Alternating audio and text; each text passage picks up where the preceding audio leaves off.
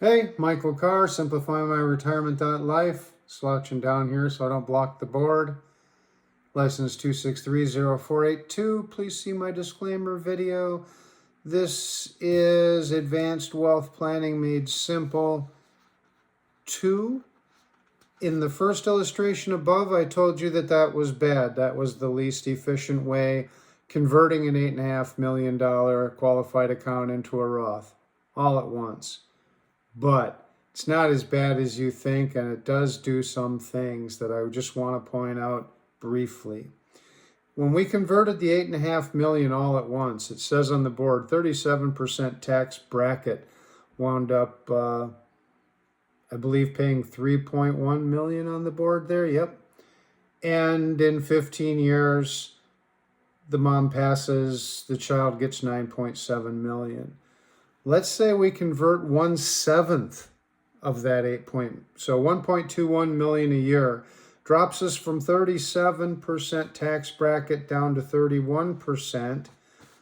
But when mom passes in 15 years, the balance is only 10.1 million. It's just a little bit more. This is with a 4% assumed growth rate.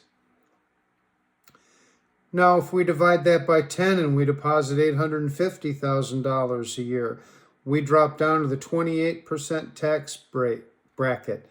Now, you think we'd be benefiting down there, right? When all the shenanigans is done with the same 4% growth, you wind up with 11 million.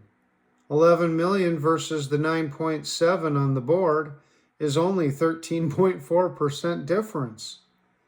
But here's the thing. If you do it 7 times or you do it 10 times, you have to do paperwork every year and you have to write a check every year. And maybe, possibly, could be those people in Washington may change the tax laws and stop this.